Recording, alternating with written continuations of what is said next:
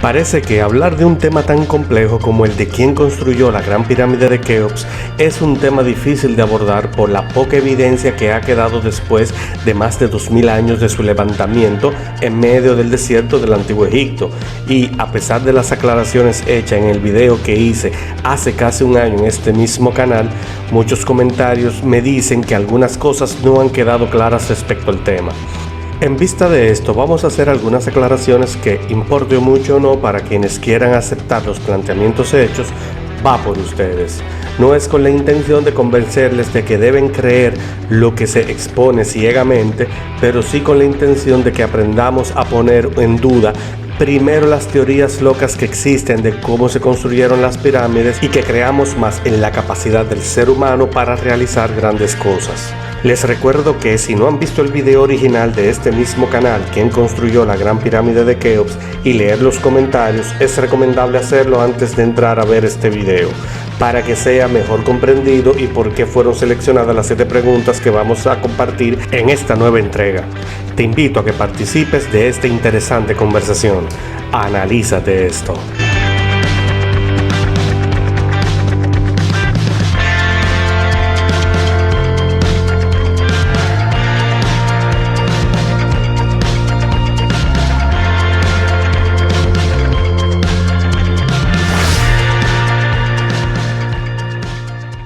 Arrancamos con esta pregunta por ser la más fácil de explicar. La razón es simple: se cansaron de construir pirámides, punto.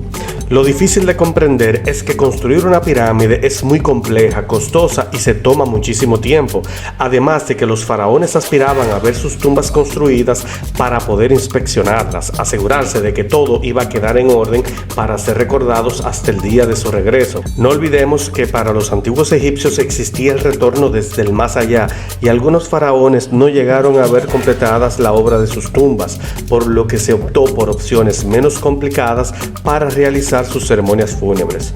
Además, ya explicado en el video de este mismo canal por qué se alternan los estilos, se explica que todo estilo tiene al menos 3 etapas o períodos. La Gran Pirámide de Keops podría decirse que pertenece a este período dentro del desarrollo de la arquitectura funeraria egipcia, donde se intentó que las pirámides fueran populares a coste de ser impresionantes, únicas e irrepetibles, pero ya con poca aceptación por parte de un pueblo que observaba cómo se derrochaban los recursos, teniendo otros problemas comunes más importantes que resolver. En definitiva, al ver la Gran Pirámide, lo que vemos es una decadencia del sentido filosófico que justifica construir inmensos monumentos funerarios, pero que luego aparecerían otras alternativas más desafiantes y menos costosas. Estas obras de la construcción egipcia que sustituyeron a las pirámides fueron los hipogeos, de los que ya se habló en el video original.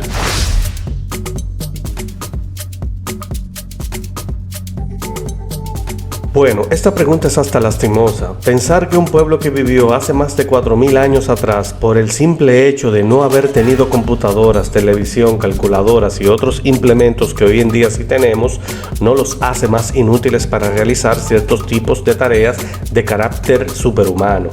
De hecho, hoy en día tenemos calculadoras muy poderosas y a muchos nos cuesta calcular operaciones simples como restar 2 números de 2 dígitos sin ellas. No nos hace mejor que ellos en ese sentido. Hay que recordar que a los egipcios le debemos la geometría, la topografía y en gran medida la astronomía, así como las prácticas sociales del censo poblacional, la administración pública y en gran parte la agricultura, considerando que se establecieron en una zona desértica, aunque con el río Nilo como fuente de abastecimiento de agua potable. El conocimiento para construir las pirámides no vino por una raza superior que les enseñaría estas construcciones impresionantes. Al contrario, ya venían en el conocimiento previo de construcción de los monumentos megalíticos desde la prehistoria en el periodo neolítico, unos 2500 años antes de la aparición de la civilización egipcia, tiempo suficiente como para mejorar y afinar sus conocimientos a convertirse en un pueblo culto y adelantado. Es tanto así que durante la prehistoria se implementaron la gran mayoría de los sistemas estructurales que hoy en día seguimos utilizando, a pesar de que se quería considerar que son soluciones arcaicas como son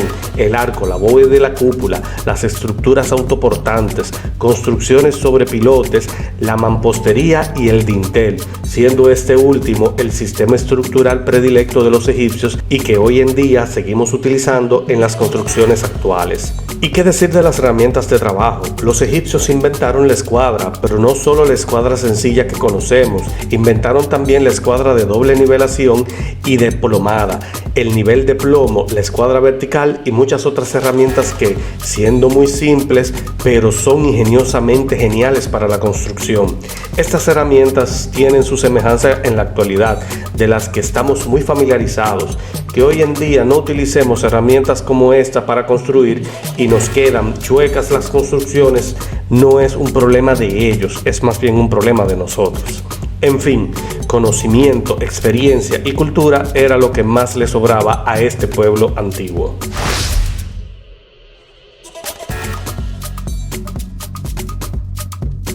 Muy bien, pero vamos a ver algo. Una cosa es que cierto conocimiento se haya perdido y que sea de una relevancia primordial para la continuidad de esa civilización, pero otra cosa muy diferente es que ese conocimiento se descontinuara por haber aprendido otras técnicas de construcción y de diseño menos complicadas y más rápidas para trabajarlas, así como menos costosas. Así como explicamos en la primera pregunta, las pirámides se dejaron de construir por lo costosas que fueron a nivel de manejo de recursos, obreros, supervisores, comida, agua, materiales y frente a otras prioridades del pueblo egipcio que clamaban ante las situaciones de crisis que se enfrentaron. Si a esto le agregamos que se van desarrollando las técnicas de construcción hacia procesos menos complejos, más baratos, pero que requieran sobre todo de menos gastos de recursos en general, la solución es obvia. Si no, piensen ustedes lo que sucede hoy en día en los países latinoamericanos a raíz de la crisis del coronavirus, donde los mandatarios hablan de austeridad y de reformas fiscales, aumento de presupuesto y recortes presupuestales,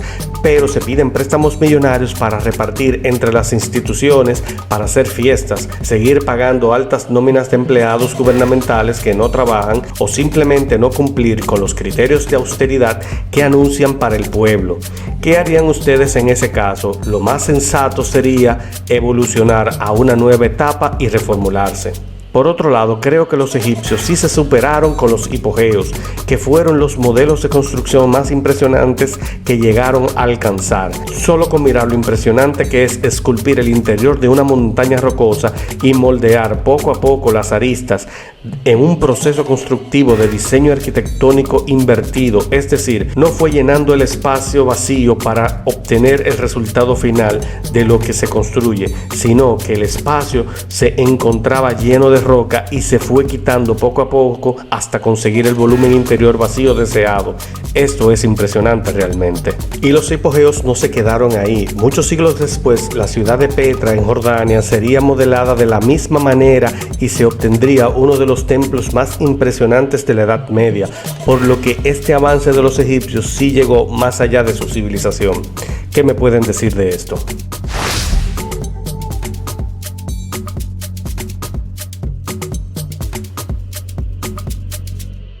Para quienes no lo conocen, Joseph Davidovich es un ingeniero químico y científico de origen francés muy destacado en la comunidad científica internacional y ha hecho grandes aportes al desarrollo de los productos químicos para la construcción. Entre ellos está el llamado polímero inorgánico, que no es más que un compuesto químico con propiedades aglutinantes muy altas y con la capacidad de mantenerse en estado plástico hasta fraguar en una piedra artificial muy consolidada. En pocas palabras, Davidovich descubrió un producto de fabricación del hormigón ya conocido, pero de manera más compacta y con mayor consistencia. Ha dado charlas alrededor del mundo exponiendo su producto para fines comerciales bajo la patente a su nombre y realmente ha hecho grandes aportes a la construcción y ha querido llevar un poco más allá su propuesta del producto al proponer que el misterio de la construcción de las pirámides de Egipto se pudo deber a que la misma tecnología de su geopolímero era conocida por los egipcios egipcios antiguos y que develaría que la Gran Pirámide de Keops fue construida con la técnica de vaciado de conglomerados in situ, es decir, utilizando encofrados de maderas posiblemente y vertiendo el compuesto químico del tipo hormigón para conseguir explicar que los egipcios nunca movieron los grandes bloques de roca de granito y los levantaron para colocarlos de manera tan perfecta en la Gran Pirámide. En ese mismo orden, Davidovich hace el mismo símil de su producto para explicar con la misma premisa de que los incas pudieron haber conocido la misma técnica de preparación del conglomerado geopolímero para las míticas construcciones en Tiwanaku y en Pumapunku en Bolivia, ya que estas construcciones también guardan un misterio sobre su construcción y la perfección en la colocación de grandes y pesados bloques de granito feldespático en un conjunto de obras que se entienden están inconclusas. Davidovich ha presentado su hipótesis sobre el uso de geopolímeros antiguos para la construcción de estas misteriosas construcciones en varias conferencias magistrales alrededor del mundo y ha tenido una gran aceptación en varios grupos académicos. Pero he visto un pequeño fallo en lo planteado por Davidovich que no me convence del todo, y es que todas sus conferencias solo presenta ejemplos de la composición química y geológica de las rocas encontradas para la fabricación de estas míticas edificaciones, pero no presenta en ninguno de sus procedimientos un ejemplo concreto de cómo se pudieron fabricar los bloques de roca de gran tamaño colocados en la construcción. Es decir, no ha mostrado en ninguna de sus exponencias evidencia contundente que demuestre el uso de un molde o encofrado para la construcción de las pirámides de Egipto, ni tampoco este mismo procedimiento para las construcciones incas en Tiwanaku. Sin ofender el criterio científico de Joseph Davidovich, pero si está tan convencido de que estas civilizaciones utilizaron geopolímeros antiguos vaciados en moldes para encofrados de madera y estos fueron utilizados in situ, es decir, en el mismo lugar en que se construyeron, ¿dónde están los restos de los encofrados atrapados entre los bloques vaciados? Si para colocar un bloque sobre el otro debería haber partes del encofrado atrapado en la construcción. Y en dado caso de que se quiera justificar que los bloques se vaciaron al lado de la construcción primero para luego ser desencofrados, esto no tendría sentido porque entonces deberían haber aplicado la misma fuerza para levantar los bloques y llevarlos donde lo iban a colocar definitivamente. Esto no tiene ningún sentido práctico para la construcción, pero no deja de ser una idea fascinante. Tampoco se ve en ninguna de las presentaciones magistrales del científico una demostración documentada de cómo se consigue la réplica de la roca de granito perfectamente moldeada, con encofrados de madera hechos por él en algún laboratorio o taller para demostrar que es posible lo que plantea, sobre todo si consideramos que los encofrados de madera dejan huellas de su textura en el material vaciado, igual como ocurre con el concreto, y esto no lo vemos en ninguno de los bloques de las pirámides ni en las construcciones de Tiwanaku. Otro dato importante es que no existen pruebas de que estas técnicas de construcción de gran desarrollo trasladaran ese conocimiento para desarrollar proyectos menores. Por ejemplo, los sistemas adintelados de las casas egipcias en el sentido general no mejoraron en cuanto a sustituir el dintel de madera por un monolito que es más resistente y duradero, siendo esta solución más simple y menos complicada si se hiciera con un geopolímero vaciado en un molde encofrado. Respeto mucho el trabajo de Davidovich con respecto a los aportes que ha hecho a las ciencias químicas y a la construcción con su descubrimiento que aporta bastante a la ecología, por ser los geopolímeros un sustituto importante del cemento. Sin embargo, este descubrimiento aún se encuentra en revisión para ser aceptado dentro de las normativas ACI de la construcción, por ser un material experimental, lo que me hace entender que el Dr. Davidovich busca llamar la atención con su descubrimiento para ser aceptado su nuevo material dentro de un mercado internacional.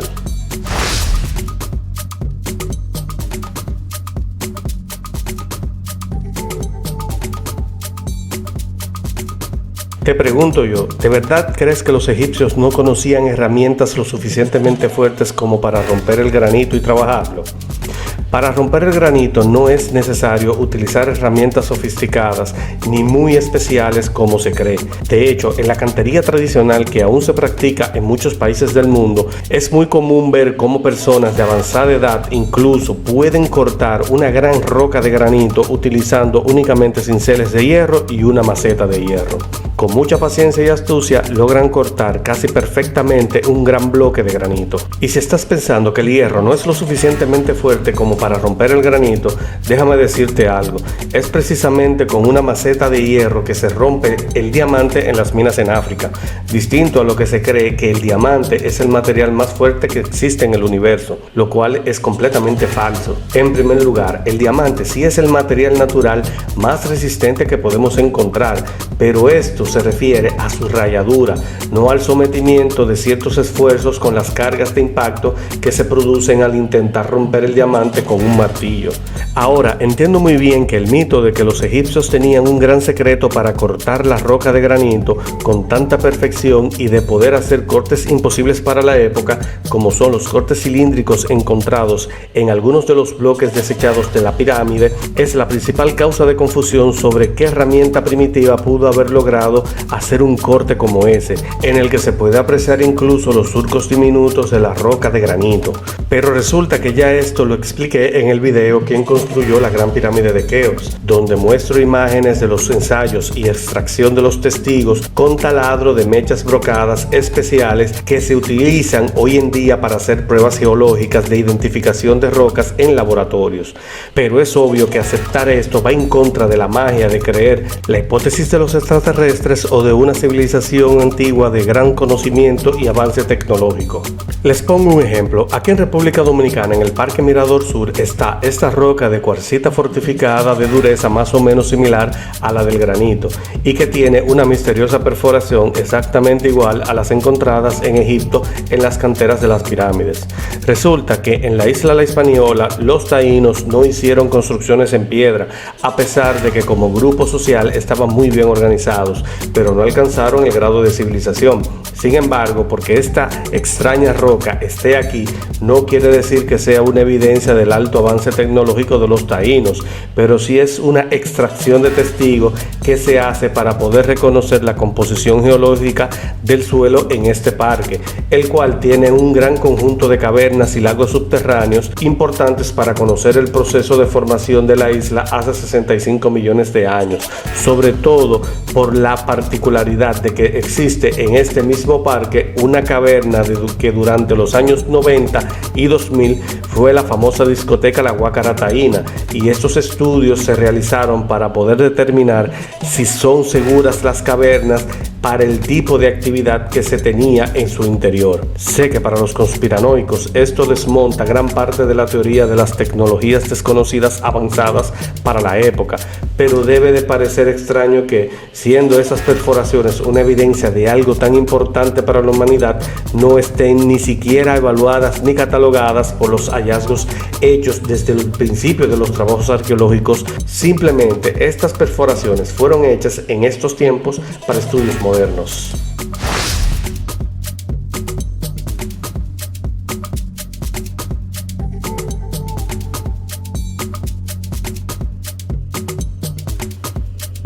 No es cierto esto de que los egipcios construyeron la Gran Pirámide a la primera. De hecho, ni siquiera fue la primera. Antes de esta existieron dos tipos de pirámides y existen muchas pirámides con distintos diseños que se confeccionaron antes de la Gran Pirámide de Keops. Pero tampoco fue la última, ya que existieron otras pirámides con intentos de diseños fallidos, problemas estructurales y que no se completaron en su construcción debido a las dificultades económicas y sociales a las que el pueblo egipcio se vio enfrentado. Desde la pirámide escalonada, pasando por la acodada, e incluso se construyeron pirámides con peralte aplastado y otras formas geométricas que no parecen pirámides, se pueden encontrar en el Egipto antiguo. Las pirámides de Kefren y Miserinos, compañeras de la Gran Pirámide y más pequeñas que esta también, se construyeron posteriormente unos 30 y 70 años después respectivamente, y la última en construirse, Amenemhat III, en el año 1850 a.C.,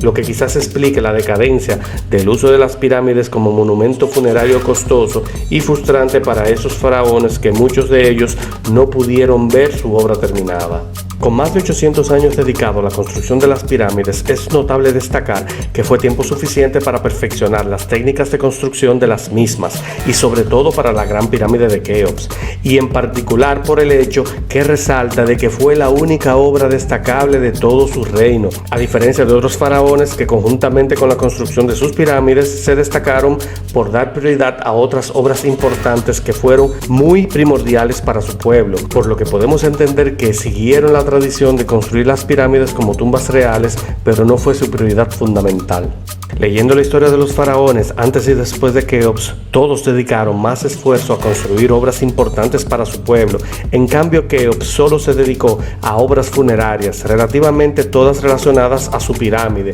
y no prestó tanta atención a las necesidades de su pueblo. Que esto te haga reflexionar que no necesariamente las grandes obras de un gobernante representan la satisfacción o avance de todo un pueblo.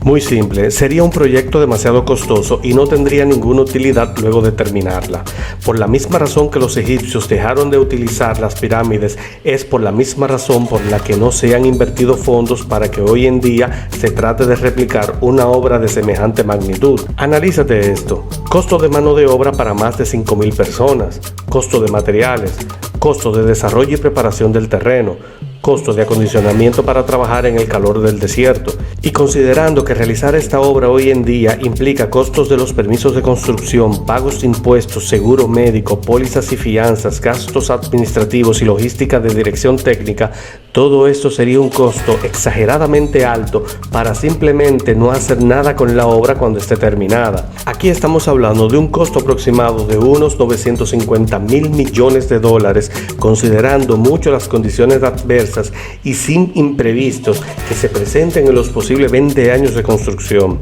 Es mucho dinero del que estamos hablando, los riesgos son muy altos y el propósito de la inversión no tiene ninguna utilidad. En pocas palabras, sale más barato quedarnos con la duda. En fin, sé que con esta respuesta no voy a convencer a nadie que no quiera ver la verdad más allá de lo que las teorías de conspiración cuentan, que en honor a la verdad reconozco suenan más interesantes y que han sido inspiración para libros, cuentos, películas, animes, juegos de videos y hasta fábulas, que la versión de que lo que te estoy contando y presentando aquí es más decepcionante, que no haya nada de misterio alrededor de la construcción de semejantes maravillas de la antigüedad. Lo que sí es cierto es que podemos estar seguros de que el ingenio del ser humano nunca ha dependido de la ayuda de otros seres superiores que se compadezcan de su incapacidad. Al contrario, la raza humana es capaz de eso y aún de cosas más impresionantes todavía. Espero que el video te haya gustado y que te haya servido de algo. Si tienes algo que decirnos, no dudes en usar la caja de comentarios de más abajo y empecemos la discusión nuevamente. No olvides dejarnos tu like y compartir. Suscríbete y activa la campanita de notificaciones para que sigas recibiendo de primera mano nuestras publicaciones. Nos vemos en el próximo video. Analízate esto.